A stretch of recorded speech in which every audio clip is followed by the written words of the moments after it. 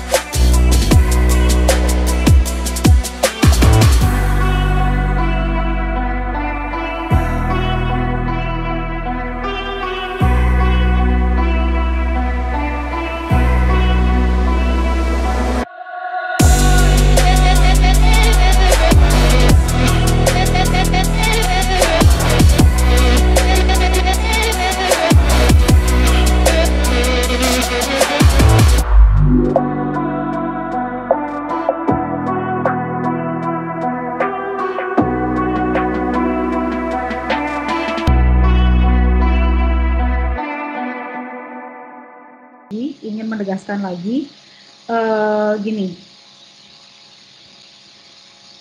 saya ingin menegaskan lagi bahwa bisa saja sebetulnya kok kenapa sih titik itu yang diambil Bu gitu ya, karena mungkin seperti ini, yang seperti tadi saya ceritakan di depan, ini adalah bisa saja ya kondisinya, bisa aja ini adalah jembatan di mana dia itu mempunyai, kan jembatan itu kan berat ya, jembatan itu kan gede, berat kan, ada berat sendirinya, ini berat sendirinya jembatan, terus ada lampu, ada apa namanya trotoar di atasnya, semua yang bukan merupakan beban bergerak, yang tidak bergerak itu mungkin aspal, beton-beton di atasnya, terus kemudian lampu-lampu, pagar railingnya, terus segala macam yang sifatnya merupakan beban gravitasional.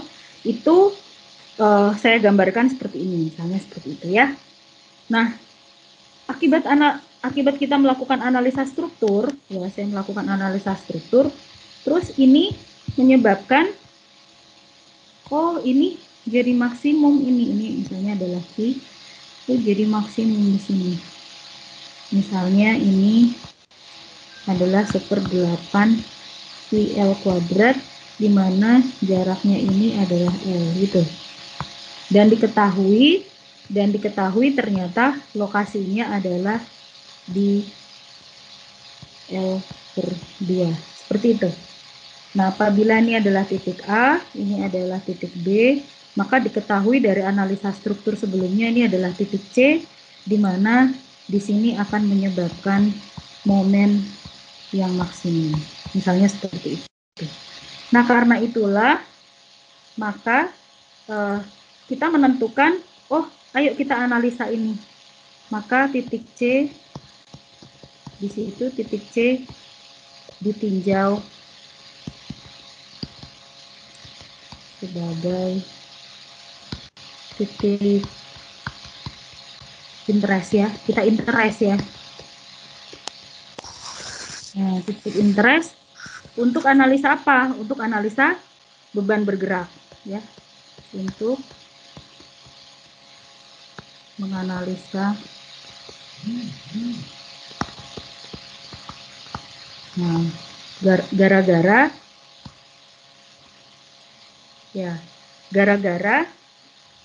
kita tahu di situ ini titik C, ini titik yang paling maksimum. Karena beban diam aja C di situ sudah maksimum. Ini misalnya kita mendapatkan analisa seperti itu. Apalagi kalau ternyata ini ada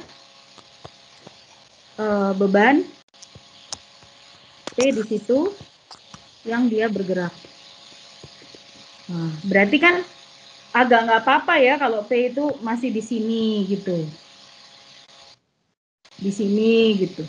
Pas di sini terjadi kombinasi gitu ya, akibat beban akibat beban akibat beban mati aja dia sudah maksimum di sini. Apalagi kalau P itu bergerak ternyata berhenti di sini. Maka itulah mungkin yang menyebabkan kita harus melakukan analisa dari kondisi awal ini. Kita melakukan analisa, ayo akibat beban bergeraknya itu kita lihat di titik C. Jadi seperti itu. Jadi lihatlah di titik C. Nah, ini kemudian saya resume, ya, saya ulangi lagi. Maka T itu dibagi menjadi 2 kalau kondisinya seperti itu. T itu dibagi menjadi 2 kondisinya, ya, karena T itu bisa bergerak-gerak mulai dari mulai dari A sampai dari A sampai ke B, ya, mulai dari desa A ke desa B, T itu bisa bergerak-gerak. Maka kita akan meninjau sisi, selalu begitu, sisi kiri dan masing-masing kanan dari C yang ditentukan itu. Jadi selama P berada di sebelah AC, maka cepat-cepat yang kita tinjau adalah potongan CB, karena di situ bersih, nggak ada P-nya. Gitu. Nah, tapi apabila P sudah berada di CB, nah cepat-cepat kita pindah gitu, kita pindah ke AC, karena mumpung di situ P-nya berada di CB, sehingga jebatannya kan kosong ya di AC kan, jebatannya kosong, kita analisa di AC, sehingga dari situ kemudian kita bisa dengan nyaman, tidak ada P di situ, kita bisa melakukan analisa di AC. Tapi perhatikan itu pada saat P berada di sebelah kanan potongan. Jadi seperti itu, jangan terbalik-balik terus kemudian bingung ya. Kita hanya mau menghindari kerumitan melakukan analisa struktur di mana kita mengambil lokasi di mana P tidak berada di situ. Gitu. P sedang tidak berada di situ. Tapi sebetulnya itu untuk analisa P di sisi yang sebelahnya. Jadi kira-kira seperti itu pemikirannya. Tetapi apabila kalau misalnya dari analisa struktur itu bisa saja ya, analisa struktur itu di sini ternyata ada beban apa gitu. Terus ada beban macam-macam di situ. Nah, terus di sini juga ada beban apa gitu yang menyebabkan sebetulnya momen maksimumnya tidak berada di tengah, tapi momen maksimumnya kemungkinan berada di somewhere di sini. Misalnya di sini adalah L/3. Nah, maka yang kita analisa bukan C yang seperti ini, bukan C yang berada di L/2 ini, bukan. Bisa jadi yang diminta adalah ya tolong dong analisa dong, ya, tolong lakukan analisa apabila titik C-nya itu tidak di tengah. Ini titik B ya. Nah, titik C-nya tidak di tengah, tapi titik C-nya berada di L/3. Jadi ini harus sudah ditentukan C-nya apakah dia di tengah bentang ataukah C-nya di lokasi yang lain, bukan di tengah bentang. Ya, sampai sini jelas ya? Cukup jelas? Saya lanjutkan ya. Nah, bagaimana dengan portal? Ya, bagaimana dengan portal? Nah, dalam hal ini, misalnya contoh saya mempunyai portal dengan di sini adalah jepit, ya. Perhatikan itu adalah jepit di titik A. Dijepit di titik A, gitu. Sementara yang kita ingin tentukan adalah gaya dalam, garis pengaruh, ya, garis pengaruh di titik B dan titik D. Di mana titik B itu di sini, titik D di sini. Perhatikan, ya, perhatikan. Karena ini adalah lalu lintas yang mungkin, ya, tidak, ya, P-nya mungkin nggak berada di sini. Nggak mungkin kan, ada Spiderman naik gitu kan, nggak mungkin ya. Nggak. Jadi kan ini bisa saja lintasan dari kendaraannya di sini. Lintasan dari kendaraannya adalah bisa saja di sini, ya. Sehingga tidak didefinisikan daerah sini adalah tempat bergeraknya P. Tempat bergeraknya P misalnya ya didefinisikan bergeraknya di sini. Nah, didefinisikan bergeraknya di sini sehingga ya, sehingga X ini mulai dari C sampai E. X-nya. X-nya tidak dari A. Ya, tidak mungkin mobilnya gini. Jadi mobilnya berada di sini saja. Nah, oke. Nah, sekarang diberikan data-data. Di sini adalah 3 meter. Kemudian di sini adalah 2 meter. 4 meter. Nah, dibagi 2 meter dan 2 meter, di mana B-nya berada di tengah-tengah. Dan ini adalah 4 meter. Dan di sini D-nya berada di tengah-tengah. Nah, diminta adalah gambar garis pengaruh di B dan garis pengaruh di D. Nah, kita ketahui ada reaksi perletakan di situ, ya. Tidak ada gaya horizontal di sini, tidak ada nggak ada mobil yang begini, nggak ada, ya. Maka yang ada hanya gaya vertikal aja, itu. Maka yang muncul adalah PA di titik A dan MA di titik A. Saya misalkan MA-nya berlawanan jarum jam. Ya, saya misalkan MA-nya berlawanan jarum jam. Kita lihat di sini, P-nya selalu bergerak mulai dari titik C sampai ke titik E. Nah, selalu begitu. Jadi saya pasang di titik nolnya adalah di sini. Sehingga untuk garis pengaruh VA selalu di sini adalah 0 karena tidak ada, ya, karena di sini tidak ada lintasan.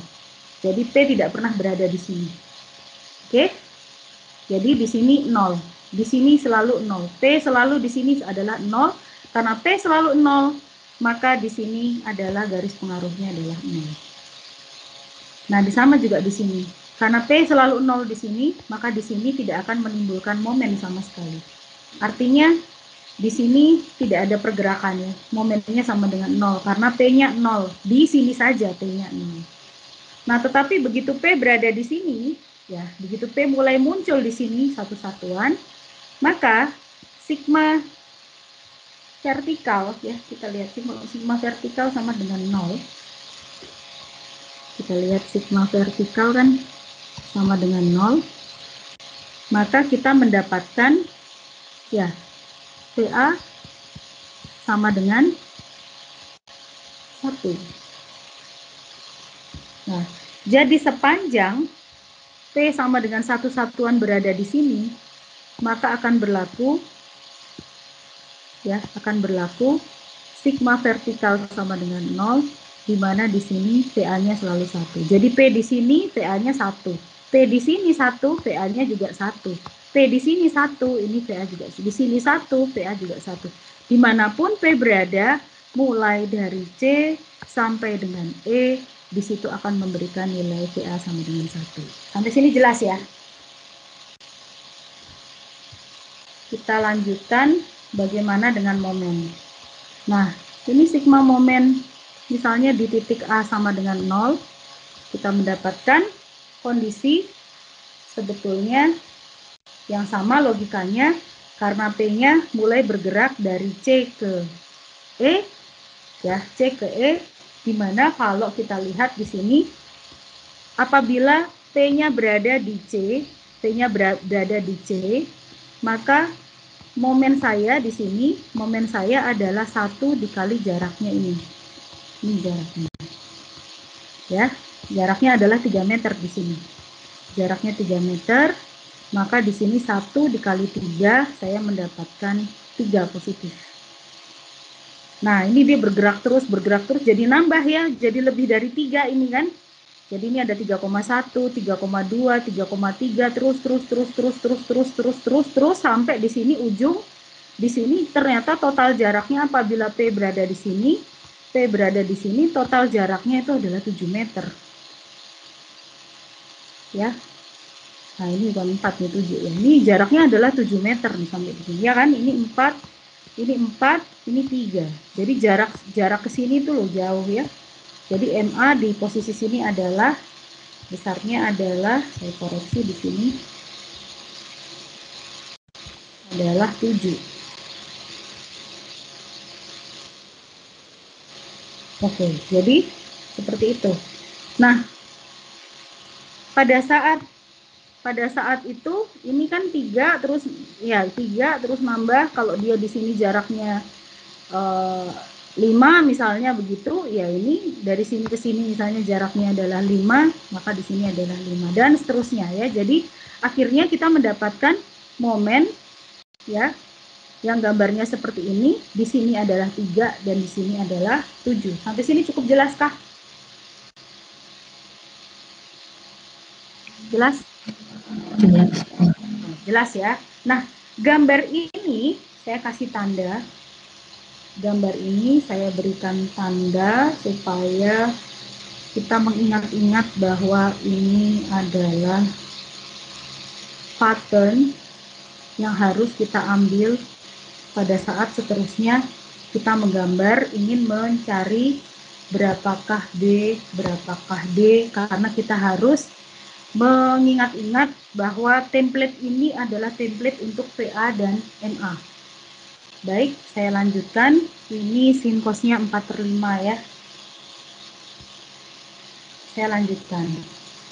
Nah, sekarang bagaimana dengan kalau saya ambil kita mau analisa yang B dulu atau kita ya mau analisa yang B dulu ya. Nah, sekarang kita lihat B itu kalau misalnya saya ambil adalah B, maka langsung saya gambarkan biar mudah ya. Oke, saya langsung gambarkan B seperti ini, karena B lokasinya pas di 2 meter ya. Jadi B lokasinya 2 meter. Sorry, saya ganti yang tebal. B lokasinya di 2 meter. Kemudian di sini ada PA, terus kemudian ada MA.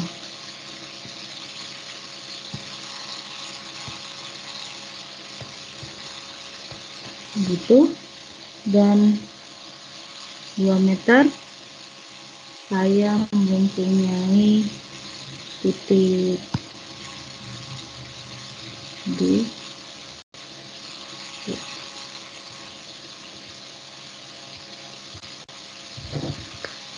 Saya mempunyai titik D di sini.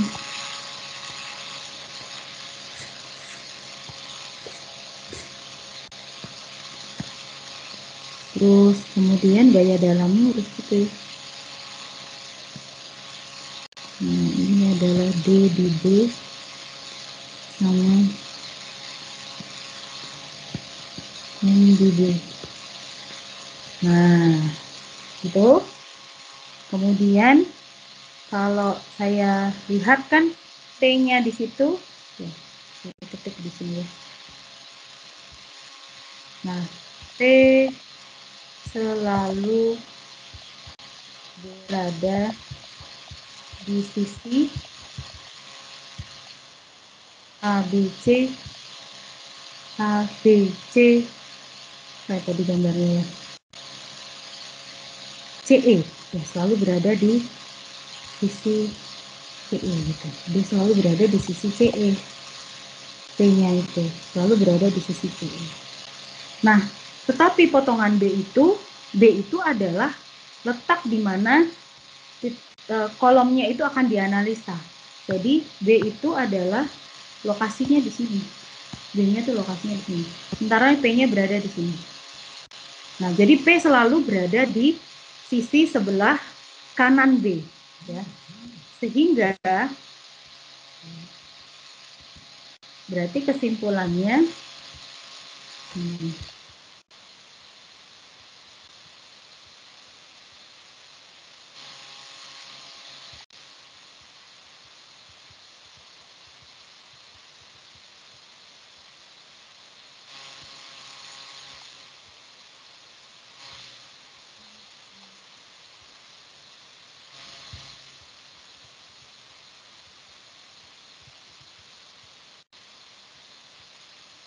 kanan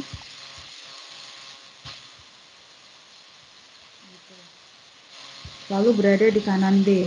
Nggak ada tiba-tiba dia berada di kiri B. Kalau tadi kan apabila P berada di kanan, tinjau potongan kiri. Apabila P berada di kiri, tinjau potongan kanan, gitu ya. Ini tidak ada gitu. Ini tidak ada karena ternyata P selalu bergeraknya selalu di kanan B. Sehingga lebih mudahnya kita meninjau potongan kiri nggak? Seperti itu ya. Jadi kita tinjau yang potongan kiri aja deh gitu. Karena kan dia selalu berada di sebelah kanan. Nah, di sini ada alfa.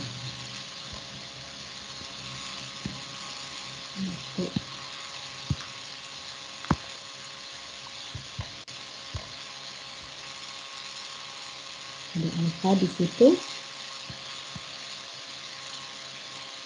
Nah, kita lihat ya. Di sini kan VA tidak satu sumbu ya.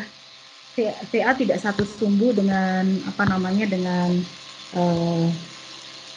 sumbunya DB gitu, dimana DB di situ garis lurus. Nah, kan seperti itu. Dia mempunyai sumbu yang berbeda. Jadi ini sumbunya dia mempunyai sumbu B ya. Jadi di sini ada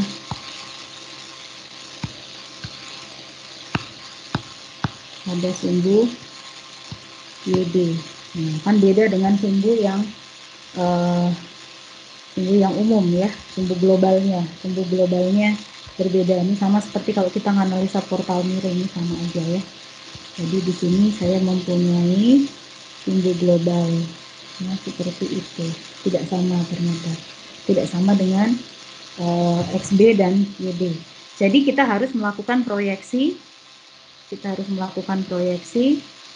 Di situ, dimana di sini adalah PA cos apa sin,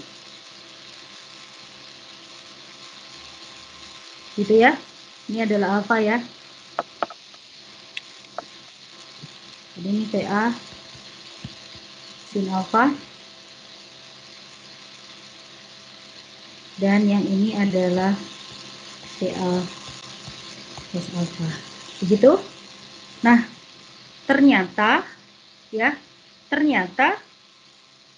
kita melihat di arah sumbu lokal XB itu muncul loh. Ini muncul gaya normal NB. Muncul gaya normal NB di situ. Ya. Karena timbulnya di situ adanya kemiringan ya, ada timbul kemiringan di situ. Nah, oke, sampai di sini ayo kita analisa. Ya. Saya melakukan analisa mulai dari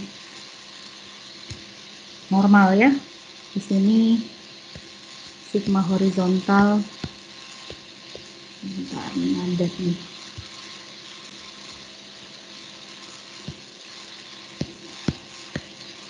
Sigma horizontal di arah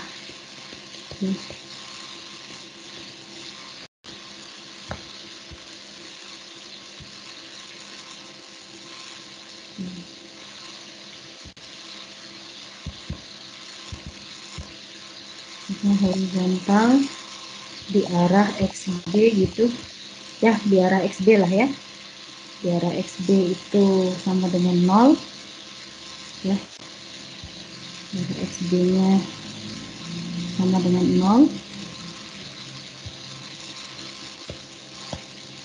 stilusnya halus, stilus 0.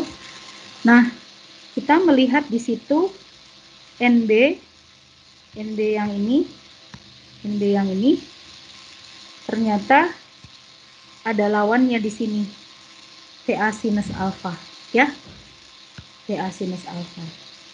Nah, perhatikan di situ NB ternyata sama dengan negatif sin alfa. Karena sin alfa adalah 4/5, maka saya 4/5 ya sin alfa, lihat tadi 4/5, betul nggak? Ya, sin alfa 4/5, maka saya menuliskan min 4/5 nya TA. Oke. Dan sigma vertikal di arah YB itu sama dengan 0 gitu. Saya mendapatkan di situ DB yang mau kita cari, DB itu setara dengan PA cos alfa, positif. PA cos alfa.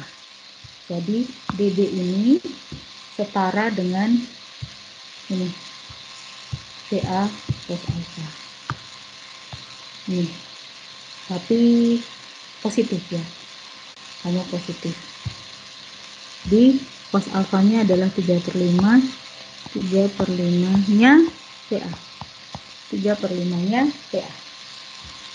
Nah, kemudian sigma momen di B sama dengan 0, saya akan mendapatkan MB. Nah, ini kan MB itu ada pengaruh dari MA dan PA gitu. Jadi di sini jaraknya dari PA sampai titik B adalah 1,5 meter, karena dia pas berada di tengah-tengah. Kita lihat jaraknya di sini kan ini 3 meter, sementara B tepat di tengah-tengah sini, jadi dia jaraknya adalah 1,5 ya. B berada di tengah-tengah, jadi jaraknya adalah 1,5.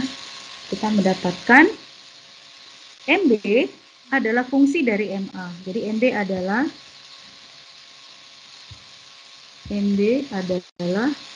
minus MA, perhatikan, minus MA gitu ya, tapi plus PA dikali jaraknya 1,5.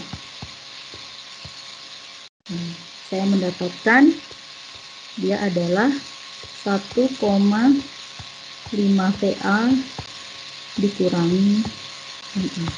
Nah, ini saya beri tanda supaya saya nanti mengingat-ingat. MB adalah negatif, tertekan kolomnya, ini tulisnya tekan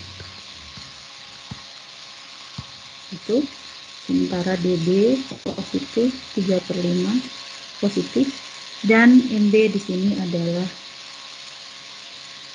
saya kasih tanda. Nah, sekarang mari kita gambarkan. Ini adalah pattern yang ingin kita pakai gitu. Pattern yang ingin kita pakai, maka coba saya duplikasikan. Saya nggak gambar ulang ya. Ini saya duplikasikan. Terus saya pindahkan ke sini. Oke, jadi saya kembalikan. Saya hapus sisi sebelah kiri. Sisi sebelah kiri akan saya hapus.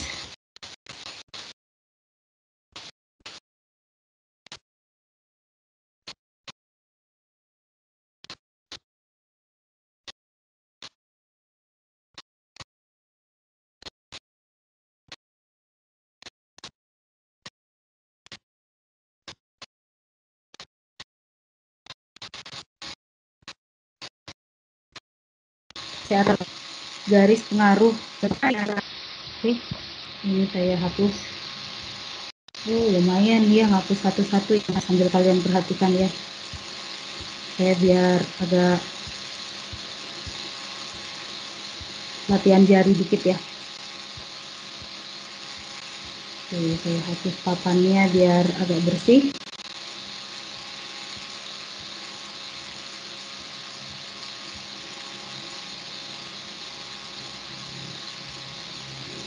Oke, sudah. Nah, saya punya tiga gaya dalam. Saya kembalikan ke frame sebelumnya. 3 gaya dalam yaitu NB, DB, MB. NB, DB, MB ini saya gambarkan secara terpisah. Saya gambarkan di sini. Ini saya sediakan untuk NB, ini saya sediakan untuk BB, dan ini saya sediakan untuk OO. Saya sediakan untuk NB. Jadi ini untuk NB, BB, dan B. Ini adalah gambar garis pengaruh. Nah, satu-satu NB di situ ya sangat mengikuti pattern dari VA. Saya kembalikan frame sebelumnya. NB itu sangat mengikuti pattern dari VA ya. Tetapi negatif dikalikan negatif 4/5. Jadi langsung saya gambarkan, dia mengikuti patternnya VA, tetapi dikalikan dengan di situ. Nah, negatif 4/5. Jadi gambar itu saya gunting, negatif 4/5 itu ya, ini saya gunting dan saya tulis di sini karena ini dia begitu, negatif 4/5. Nah, karena di sini fungsinya adalah minus 4/5 VA. Di mana VA kalau kita lihat VA-nya adalah gambarnya seperti ini. Jadi kita pindahkan ke sini. Gitu ya. Nah, kemudian untuk DB, DB itu kita cek frame sebelumnya, DB itu ngikuti template-nya VA. Ya. Ngikuti template-nya VA dengan dikalikan dengan 3/5-nya itu positif. Jadi di sini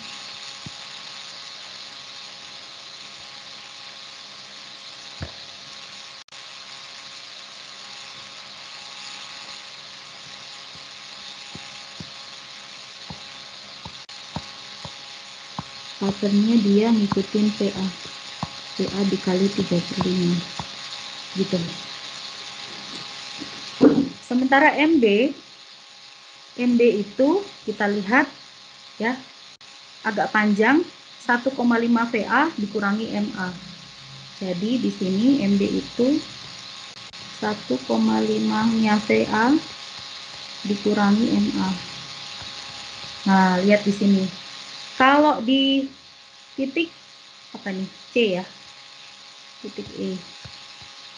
Nah, ini titik C, ini titik E. Nah, titik C dan titik E. Kalau di titik C, VA-nya 1. Jadi ini 1,5 ya. Jadi VA-nya 1, maka ini adalah 1,5. MA-nya 3. MA-nya 3, berarti 1,5 dikurangi 3. Angkanya adalah positif atau negatif?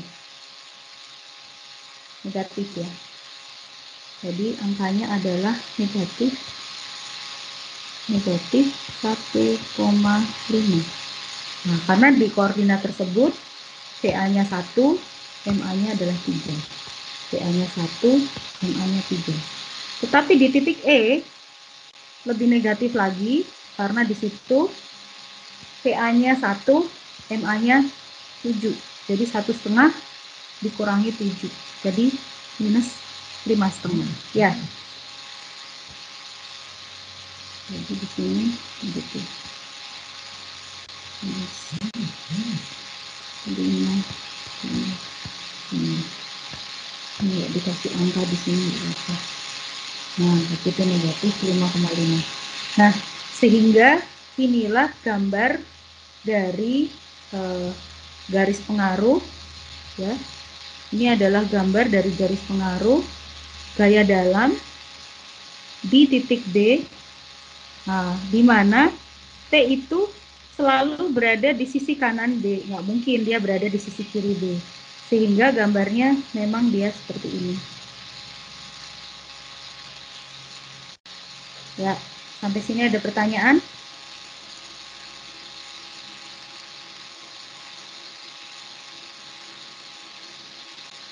Ada pertanyaan kah?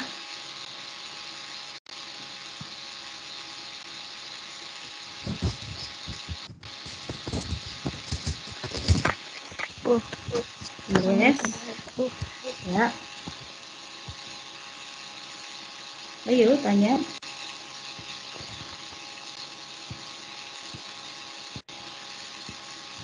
Ayo ditunggu. Kalau itu kan bebannya berada di sebelah kanan T. Bebannya kan berada di sebelah kanan T sampai E. Kalau misalnya menghitungnya di potongan sebelah kiri A sampai C itu nggak boleh, Bu. A sampai C tapi sebelah kiri. Ya ini. Itu kan dari titik B. Ya. Sampai di potongan B saja. Ya kan, begitu kita motong, begitu kita yang ditanya adalah B, begitu yang ditanya adalah B, langsung kita potong di B. Saya kembalikan ya, biar nggak bingung ya. Begitu yang diminta adalah, saya kembalikan di print 1. Begitu yang diminta adalah C, begitu yang diminta adalah C, langsung C dipotong. Langsung C dipotong gitu ya. Langsung C dipotong dan langsung terpisah menjadi 2. Langsung terpisah menjadi 2 bagian seperti gambar ini. Langsung terpisah menjadi 2 bagian. Nah, langsung terpisah menjadi 2 bagian. Kita lihat portal itu maksudnya gimana. Portal itu maksudnya gimana. Begitu yang diminta adalah B, langsung dipotong 2 bagian. Nah, sementara P itu selalu berada di sini. P-nya selalu berada di sini. Nggak mungkin P-nya berada di sebelah kiri B kan? Nggak mungkin P-nya berada di sebelah kiri B karena P selalu berada di CE. Jadi di sini begitu B dipotong, otomatis yang kita ambil adalah potongan kiri. Yang kita ambil potongan kiri dan kita hindari semua potongan kanan. Yang kita ambil langsung potongan kiri. Yang potongan kiri tersebut gambarnya adalah ini yang kita barusan analisa tadi. Nah, sekarang pertanyaannya, kenapa tidak di AC, gitu kan? Ya. Ya tidak di AC karena yang diminta adalah B, gitu. Itu jawabannya. Berarti kalau misalnya soalnya minta di titik C itu bisa juga, Bu? Iya, dipotong di C. Jadi misalnya ya, mintanya di titik C seperti ini. Ini kan, mintanya di sini kan, langsung aja dilakukan potongan di situ. Nah, kan T-nya selalu berada di sini tuh. Nah, gitu kan? Kita hindari ya potongan yang sebelah kanan ya. Nah, kita langsung ambil yang potongan sebelah kiri, tapi gambarnya gitu. Gambarnya gini.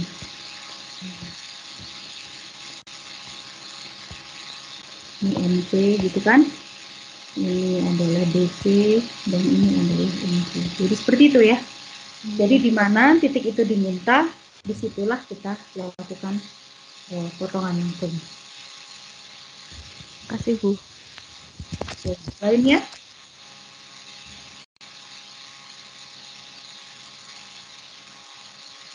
Lainnya tidak ada?